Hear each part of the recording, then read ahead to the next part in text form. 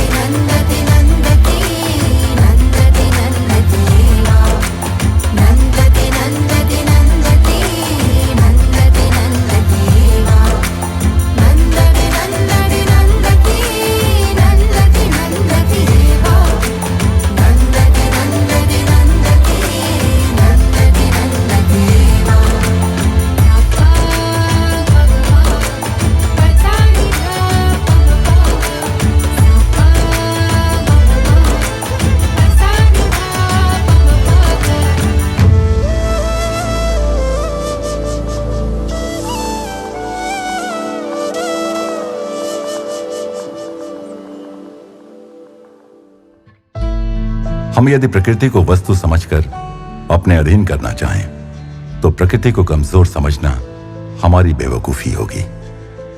यह हमारी रक्षा में सक्षम है तो समस्त मानव जाति के नाश में भी। हम समझते नहीं कि हम भी प्रकृति के अविभाज्य अंग हैं। हमारा जीवन पशु पक्षियों, सूरज चांद और पेड़ पौधों के बिना संभव नहीं है। वनों को काट काट कर हम घर और कागज बनाते रहेंगे तो वर्षा नहीं होगी। जंगली पशुओं के रहने की जगह नहीं रहेगी तो आवासीय क्षेत्रों में आएंगे ही। वृक्ष नहीं होंगे तो बाढ़ों से रक्षा कैसे होगी। मनुष्य जीवन भर की कमाई को बड़े बड़े बंगले बनाने में लगा देता है। उसमें कोई न रहे तब भी प्रकृति का शोषण करके हम अपने ही लिए खाई खोद रहे हैं। मिट्टी का कटाव, सुनामी, तापमान में वृद्धि, अतिवृष्टि या अनावृष्टि, यह सब इसी शोषण का फल है। हाल में फैली कोविड महामारी के बाद भी हम नहीं सीख रहे कि प्रकृति का संतुलन बिगड़ने पर वायरस अधिक फैलते हैं। हम नहीं सुधरते तो प्रकृति के पास अपने उपाय हैं। उसकी सहनशीलता की भी सीमा है। जिन महलों को खड़ा करने में हम उम्र लगा देते हैं, उसे नष्ट करने में प्रकृति एक सेकंड भी नहीं लगाती। पेड़ पौधों के वृद्धि के लिए परागण आवश्यक है और परागण के लिए मधुमक्खियां, जिनकी चिंताजनक घटती संख्या के चलते अम्मा ने बरसों पहले मधुमक्खी पालन पर जोर दिया, जो विश्व भर में उनके बच्चे कर रहे हैं। अम्मा कहती हैं, प्रकृति के साथ मिलजुल कर रहने में हमारे तन मन का आरोग्य निहित है।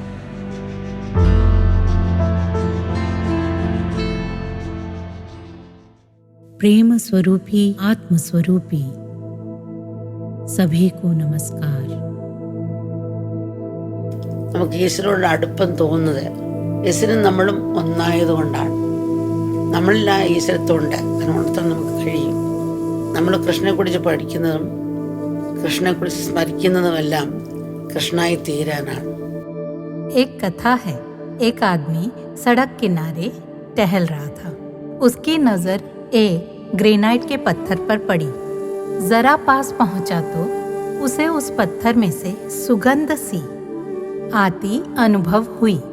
उसने उसे उठाया और पूछने लगा, तुम में ये खुशबू कैसे आई? क्या तुम स्वर्ग से उतरे हो या ये सुगंध तुम में स्वाभाविक ही है? ग्रेनाइट के टुकड़े ने कहा, नहीं, मुझ में खुशबू सदा से नहीं थी, पर मैं कई वर्षों तक गुलाब की एक झाड़ी के नीचे दबा पड़ा था। उसकी खुशबूदार पत्तियां मुझ पर गिरती रहती थीं तो मुझ में से भी गुलाब की सुगंध आने लगी। मेरी माँ मुझे किसी से मिलने जुलने नहीं देती थी। कहती कि मैं किसी से ज्यादा मिली जुली तो मुझ में उसका स्वभाव आ जाएगा। जैसे फूल के सानिध्य से पत्थर में भी खुशबू आती है, तो किसी से भी नहीं मिले तो डांट देती। वो डांट मेरे भले के लिए ही थी, बाद में समझ आया। किसी के साथ उठना बैठना नहीं था, इसलिए मैं अपना पूरा ध्यान ईश्वर पर लगा पाई। एकांत में उन्हीं के स्मरण पर। जब कृष्ण वृंदावन में थे तो गोपियों के साथ रहते हुए उन्हें हर रोज उनसे एक प्रश्न पूछने की आदत थी। कहते, मैं एक प्रश्न पूछूंगा, तुम कल उत्तर देना। ऐसी थी व्यवस्था। एक दिन कृष्ण ने गोपियों से पूछा, मेरा कौन सा गुण तुम्हें मेरी ओर आकर्षित करता है? कई गोपियों ने कई जवाब दिए। एक गोपी ने कहा, आपका पूर्ण चंद्र सा मुखड़ा और सुंदर रूप मुझे आकर्षित करता है। आपकी मधुर मनोहर बातें और बातचीत की शैली अच्छी लगती है मुझे। दूसरी ने कहा। एक और गोपी बोली, आपका सामीप्य और आपके साथ मिलने वाली स्वतंत्रता मुझे लुभाती है। एक और गोपी ने कहा, बांसुरी की धुन ने मेरा दिल ही चुरा लिया है।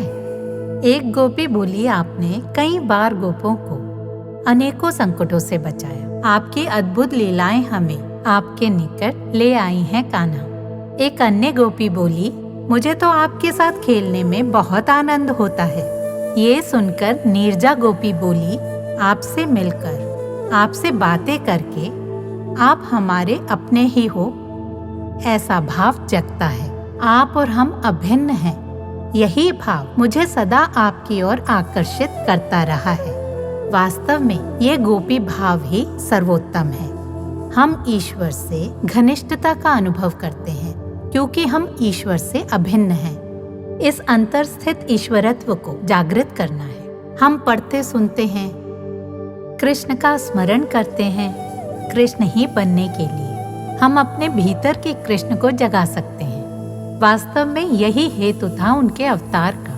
प्रेमिका अपनी प्रेमिका में और प्रेमिका का प्रेमी में आकर्षण प्रेम है, परंतु उनका ये प्रेम आध्यात्मिकता नहीं। दोनों भिखारी जैसे हैं। पति पत्नी से प्रेम चाहता है और पत्नी पति से, दोनों भिखारीवत। न ज्ञान है न ही प्रेम। उस प्रेम में तृप्ति नहीं, पूर्णता भी नहीं। आई लव यू कहते हैं तो आई और यू के बीच अंतराल है। जानकर कि मैं प्रेम स्वरूप हूँ, आई एम लव तक उठ जाते हैं आध्यात्मिकता में। द्वैत में अंतराल है, स्व में नहीं। प्रेम अपने अंदर है।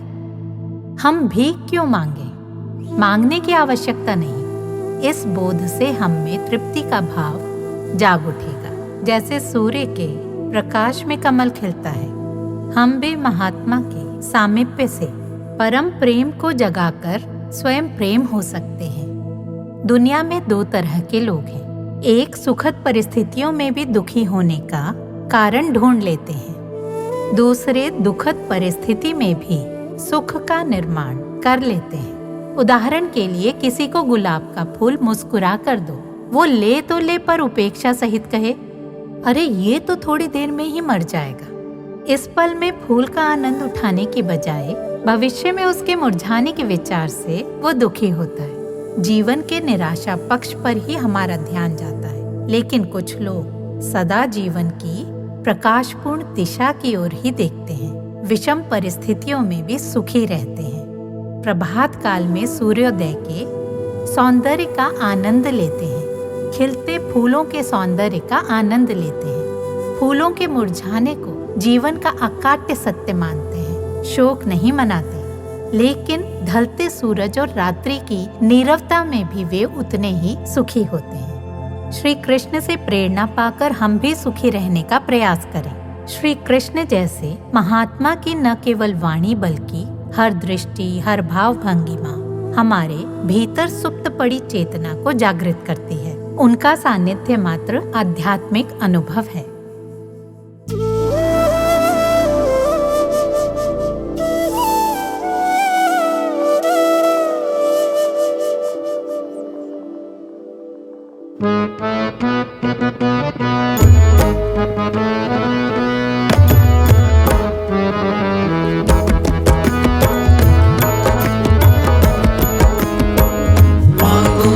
तुझसे मां तू वरदायिनी,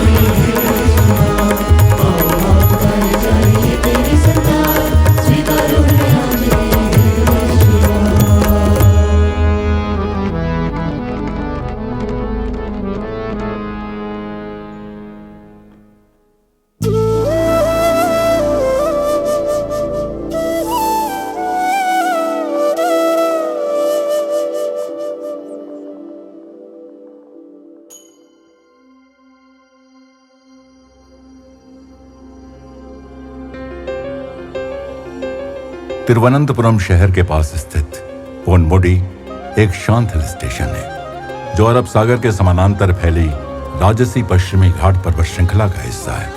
यहाँ की जलवायु आमतौर पर पूरे वर्ष सुखद रूप से हल्की रहती है। पहाड़ों और हरे भरे चाय बागानों से होकर गुजरती पोनमुडी की यात्रा एक दृश्य दावत जैसी है। 22 हेयरपिन मोड़ों पर नेविगेट करने का रोमांच ड्राइवरों के लिए उत्साह का तत्व जोड़ता है। पोनमुडी बैकपैकर्स और ट्रेकर्स के लिए एक स्वर्ग है जो कई ट्रेल्स और लुभावने परिदृश्य पेश करता है।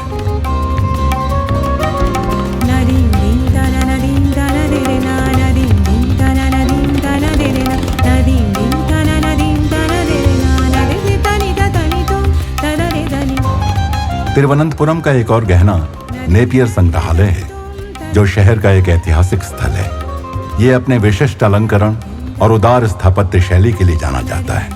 संग्रहालय का डिजाइन भारतीय, चीनी और मुगल वास्तुकला विद्यालयों के प्रभावों को मिश्रित करता है, जिसमें एक गॉथिक छत और सुंदर मीनारें हैं। अंदर संग्रहालय में पुरातात्विक और ऐतिहासिक कलाकृतियों का एक असाधारण संग्रह है, जिसमें कांस्य की मूर्तियां, प्राचीन आभूषण, एक मंदिर का रथ और जटिल हाथी दांत की नक्काशी शामिल है।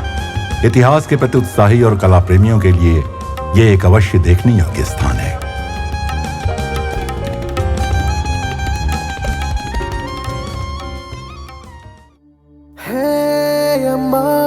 तिरुवनंतपुरम में अम्मा के कार्यक्रम के अंतिम दिन अम्मा प्रातः जल्दी ही पहुंच गईं। हवा में तात्कालिकता की स्पष्ट भावना थी, क्योंकि अम्मा के बच्चे जो निकट और दूर से यात्रा करके आए थे, ये सुनिश्चित करने के लिए उत्सुक थे कि वे अम्मा के साथ दर्शन का अपना आखिरी मौका ना चूकें।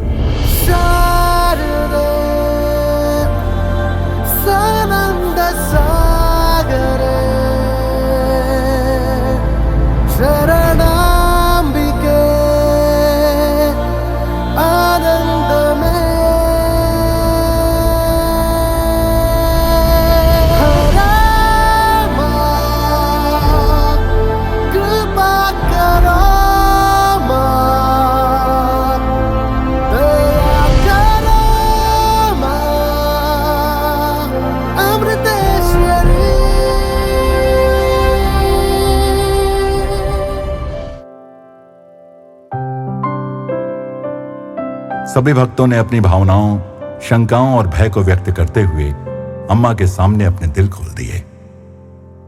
अम्मा ने उनकी समस्याओं को ऐसे स्वीकार किया जैसे वे उनकी अपनी हो, ठीक उसी तरह जैसे एक मां अपने बच्चे की समस्याओं को स्वीकार करती है। दर्शन द्वारा अम्मा अपने बच्चों के भीतर आध्यात्मिकता के बीज बोती हैं, जो उन्हें सभी दुखों के अंत की ओर ले जाता है।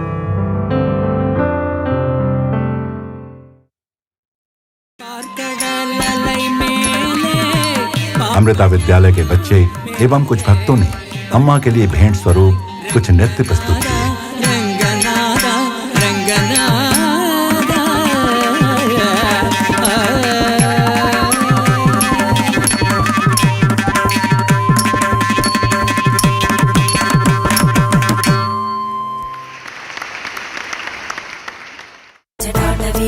जल प्रवाह पावित स्थले कलेवलंब्य लंबितांबुजंगतुंगमालिकां ढमढमढमढमन्निनादमड्डमर्वयं चकार चण्डताण्डवं तनोतु न शिव शिवम्।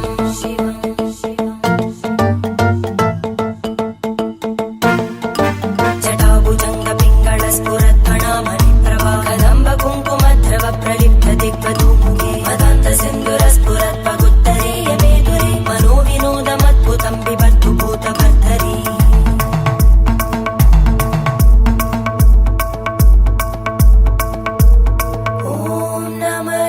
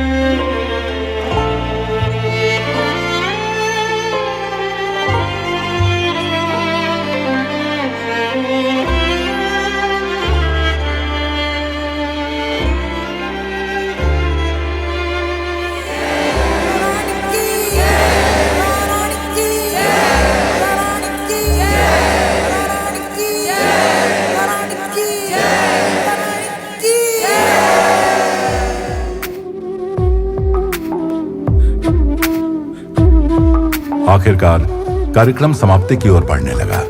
घंटों तक दर्शन देने के बाद जब अम्मा अपने आसन से उठकर चल पड़ी, उन्होंने हर कदम पर खड़े भक्त को अपने स्पर्श, एक मुस्कान और एक दृष्टि मात्र से उनके मन को सांत्वना देते चली। हर कदम पर अम्मा अपने बच्चों को याद दिलाती चली कि खुशी एक निर्णय है और उन्हें अपने जीवन में खुश रहने के लिए प्रयास करना चाहिए।